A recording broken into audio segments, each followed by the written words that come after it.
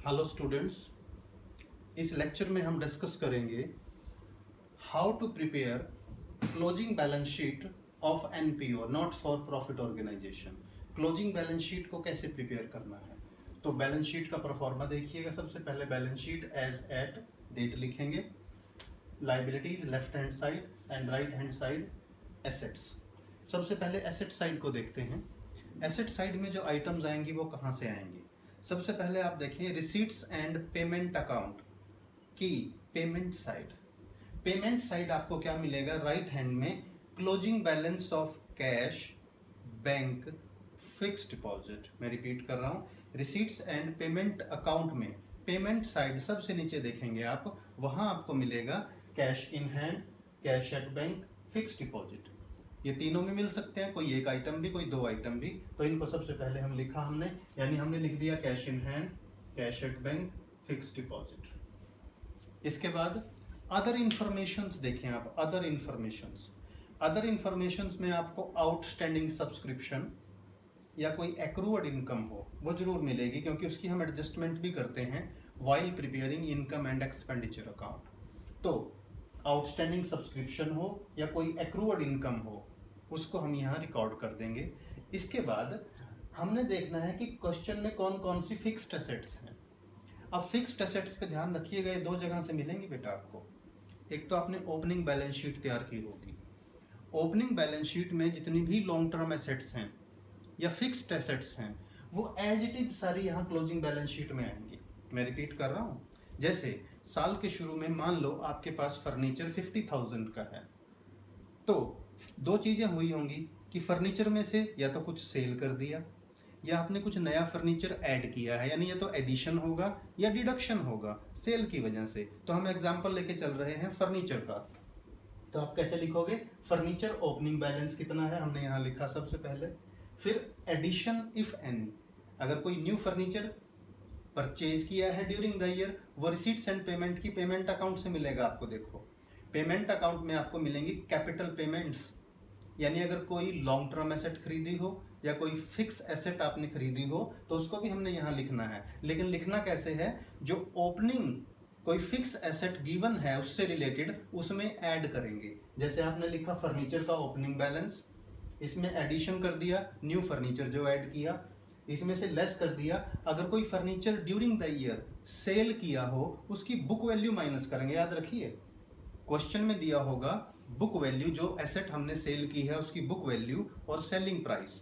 तो हमें selling price से कोई मतलब नहीं, हमें प्रॉफिट लॉस से कोई मतलब नहीं। जब हम बैलेंस शीट तैयार कर रहे हों हमें क्या लिख करना है यहाँ पर, जो हमने फिक्स एसेट सेल की है उसकी बुक वैल्यू कितनी थी, बुक वैल्यू यानी ऑन दैट डे बुक्स में उसकी कितनी वैल्यू थी उसको माइनस कर देंगे। मैं दोबारा बता रहा हूँ, फर्नीचर का ओपनिंग बैलेंस प्लस अगर कोई फर्नीचर परचेज किया हो एडिशन, माइनस अगर सेल किया हो तो उसकी बुक वैल्यू लेस कर दो, और एंड में अगर डेप्रिसिएशन हो फिक्स एसेट पे तो डेप्रिसिएशन माइनस हो जाएगा। तो सभी फिक्स्ड एसेट्स का यही ट्रीटमेंट है। देखिए अगर हमारे पास इक्विपमेंट्स भी हैं, हमारे पास व्हीकल्स भी हैं, उसका भी यही करेंगे, ओपनिंग बैलेंस प्लस एडिशन अगर कोई खरीदा है, माइनस सोल्ड अगर कुछ सेल किया है उसमें, माइनस डेप्रिसिएशन, और उसकी वैल्यू अमाउंट वाले कॉलम में आ जाएगी। इसके अलावा और कौन कौन सी फिक्स्ड एसेट्स हैं, इक्विपमेंट्स, इन्वेस्टमेंट, व्हीकल्स, बुक्स या कुछ और भी हो सकते हैं जैसे क्रॉकरी वगैरह। तो ये सभी कहाँ जाएंगे, हमारी बैलेंस शीट की एसेट साइड में। बच्चों मैं फिर से रिपीट कर रहा हूँ, आपको रिसीट्स एंड पेमेंट की पेमेंट साइड से मिलेगा मैक्सिमम जो भी मिलेगा। देखिए cash, cash at bank, fix deposit, outstanding subscription और एक्रूड इनकम आपको एडिशनल इंफॉर्मेशन से मिलेगी। और रिसीट्स एंड पेमेंट की पेमेंट साइड में अगर कोई फिक्स एसेट या लॉन्ग टर्म एसेट हमने ड्यूरिंग द ईयर परचेज की हो, जैसे इन्वेस्टमेंट है, गवर्नमेंट बॉन्ड है, बाईसाइकिल खरीदी है, कार खरीदी है, फर्नीचर खरीदा है, तो वो सारा क्लोजिंग बैलेंस शीट की एसेट साइड में आएगा।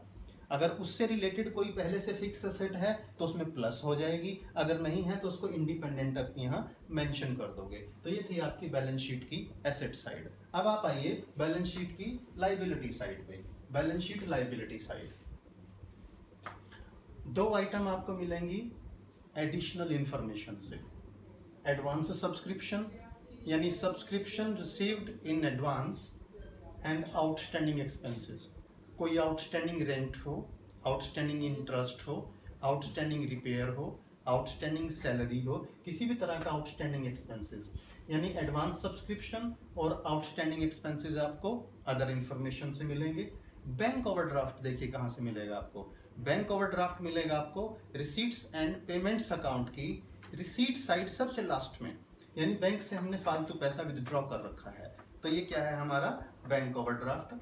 बाकी चीजें जो मिलेंगी जैसे life membership fee, receipts and payment account की रिसीट साइड देखिए बेटा, वहां कोई लॉन्ग टर्म यानी कैपिटल रिसीट अगर गिवन है, रिसीट साइड देखिए लाइफ मेंबरशिप फी हो सकती है, लेगेसी हो सकती है, डोनेशन फॉर स्पेसिफिक पर्पज हो सकता है, जैसे स्पेसिफिक डोनेशन है, और किसी तरह का कोई स्पेसिफिक फंड हो सकता है बेटा, स्पेसिफिक फंड, अगर कोई स्पेसिफिक फंड हो जैसे चैरिटी फंड है, डोनेशन फंड है, स्पोर्ट्स फंड है, टूर्नामेंट फंड है, अगर कोई स्पेसिफिक फंड हो तो हम क्या करेंगे, स्पेसिफिक फंड का अमाउंट लिखेंगे यहाँ लाइबिलिटी वाले कॉलम में।